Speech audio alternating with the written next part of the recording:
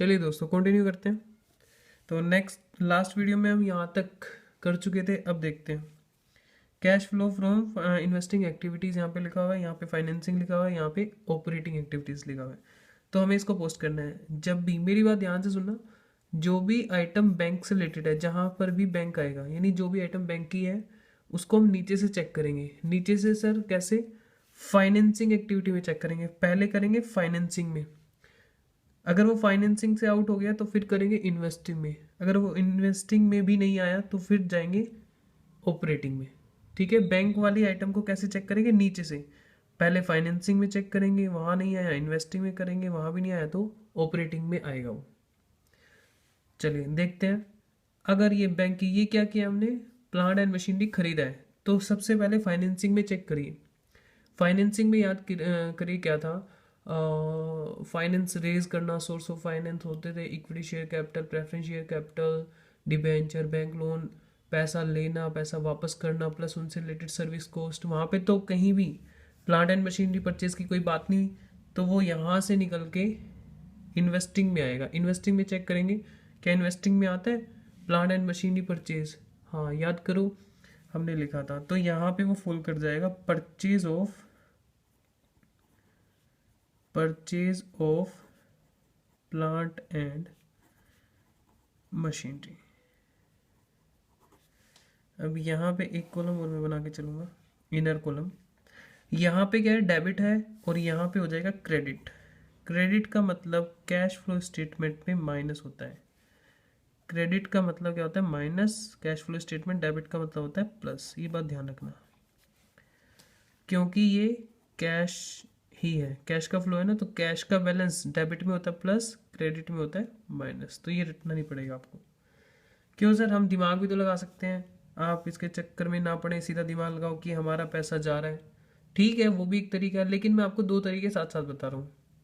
कई बार ऐसा होगा कि आपका एक तरीका जो कैश आने का है, जाने का, वो फेल हो जाएगा, वो चल नहीं पाएगा, इसलिए मैं यहाँ पे दो दो तरीके आपको बता के चल रहा हूँ। ठीक है सर, आगे फिर ये कहता है profit on sale 50,000। Profit on sale P and L की आइटम है, ये पी एंड एल के खानदान से बिलोंग करती है।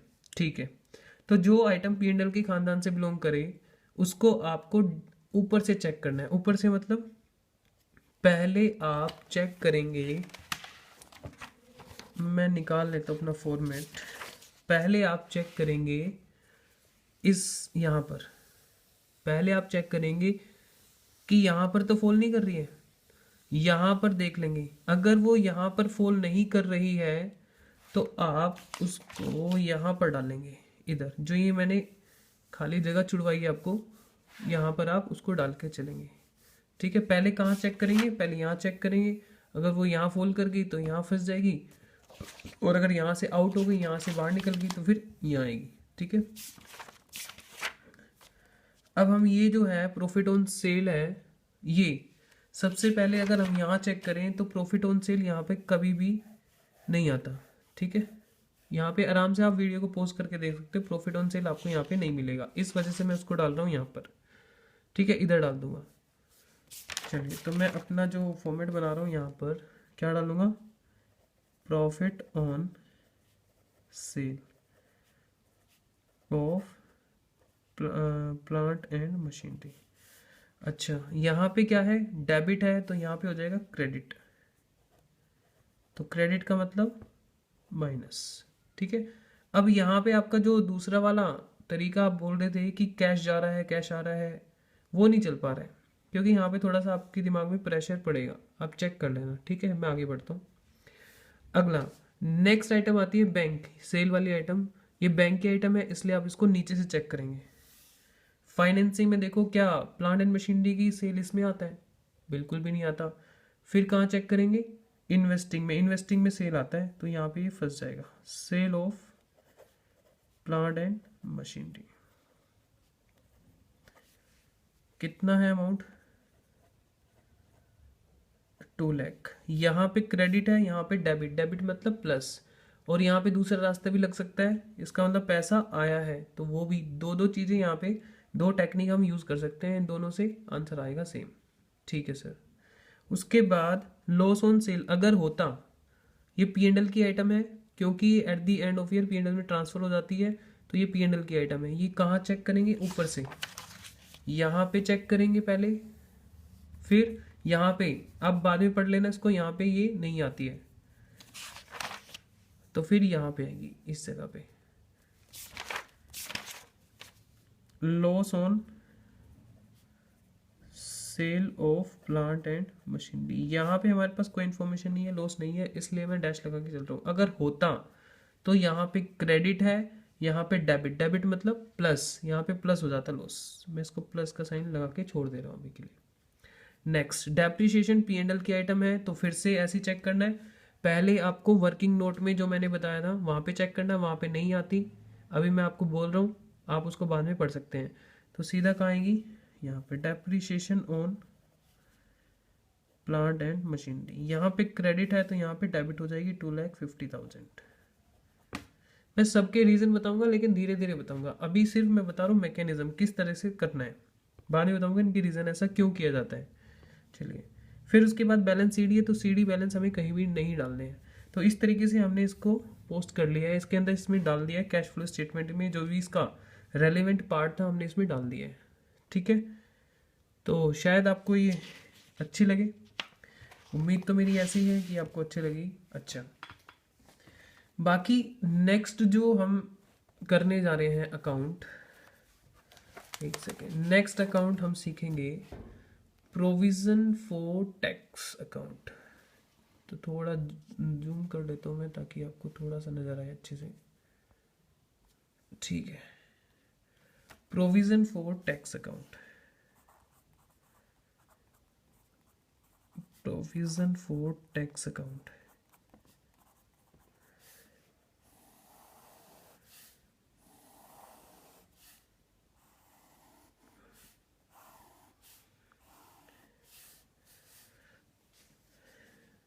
By balance BD to balance CD।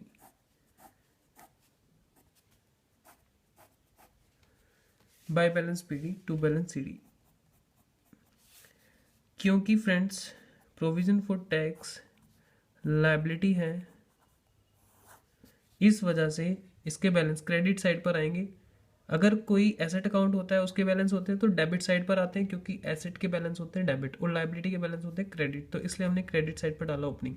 Opening credit पर है तो नॉर्मली जो क्लोजिंग होगा वो अपोजिट साइड पर दिखाया जाएगा। यहाँ पे हम लिखते हैं टू बैंक, इसको बोलते हैं पेड, हमने टैक्स पे कर दिया, इसको बोलते हैं स्टेटमेंट ऑफ P&L। कई बार मैं यूज़ कर लेता हूँ P&L, लेकिन आप उसका मतलब यही समझना कि स्टेटमेंट ऑफ P&L है। ठीक है, यहाँ पे हम बोल सकते हैं मेड या क्रिएट। ठीक है सर, थोड़ा सा सर इसको समझाइए। ओके फ्रेंड्स, मैं इसको समझाने की कोशिश करता हूँ, तो आप पूरा फोकस रखिए। देखिए क्या होता है, कोशिश करते हैं थोड़ा समझने की। हमारा ये ईयर है 2014-15। ठीक है सर, फिर इससे पिछला साल जो था वो था 2013, तो ये हो गया 13, 14, ये हो गया 14, 15, और इससे अगला साल जो है वो है आपका 15, 16।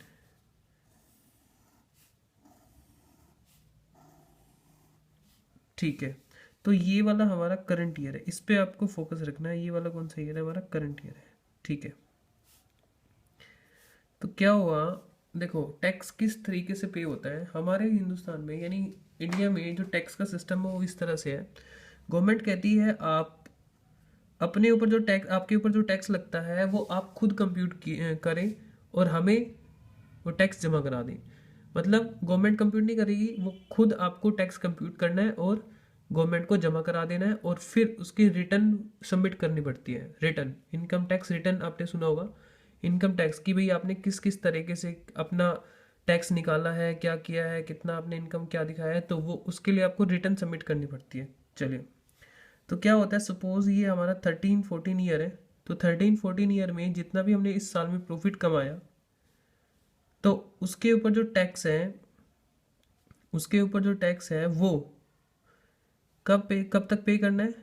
30 सितंबर। 30 सितंबर कंपनीज के केस में ना रिटर्न फाइलिंग की लास्ट डेट होती है, तो तब तक आपको टैक्स जमा करा देना है। यानी नेक्स्ट ईयर की 30 सितंबर का आपको टाइम मिला हुआ है। इस साल का जो टैक्स है वो 30 सितंबर को आपको जमा करा देना है, 30 सितंबर को।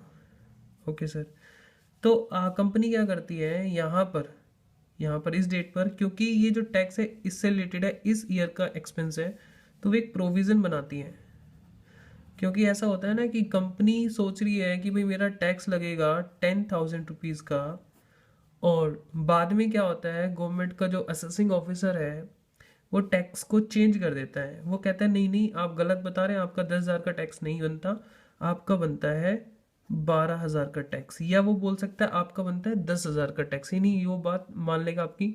या फिर वो बोल सकता है आपका बनता है 9,000 का टैक्स। ठीक है। अब सुनो, क्या होता है कि यहाँ पर कंपनी ने एस्टिमेट किया कि भाई मेरी लायबिलिटी हो सकती है अपने हिसाब से। कंपनी कह रही है मेरे हिसाब से तो 10,000 होना चाहिए, लेकिन गवर्नमेंट बाद में बोलती है कि नहीं नहीं 12,000 होना चाहिए। तो क्या होता है, इस साल की मैं बात कर रहा हूँ 14-15 की। ठीक है, ये जो हम बना रहे हैं, एक सेकेंड में जूम आउट कर लेता हूँ तो ताकि थोड़ा सा आपको क्लियरिटी बने। जो हम बना रहे हैं, सपोज करो 14-15 का बना रहे हैं, तो इस साल के स्टार्टिंग में 14-15 में कितनी लायबिलिटी, मतलब कितना हमने दिखा रखा है लायबिलिटी हो सकती है 10,000, लेकिन फाइनल लायबिलिटी कितनी हुई हमें 14-15 में पता लग जाएगा। फाइनल लायबिलिटी कितनी हुई 12,000।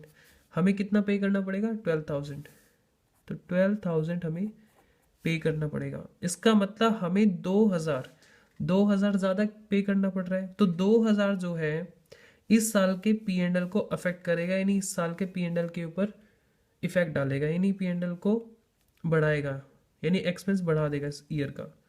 ठीक है, हमने तैयारी सिर्फ 10,000 की करी हुई थी, और लेकिन हमारा 2,000 एक्स्ट्रा चले गए, तो इस साल के P&L से वो निकाले जाएंगे।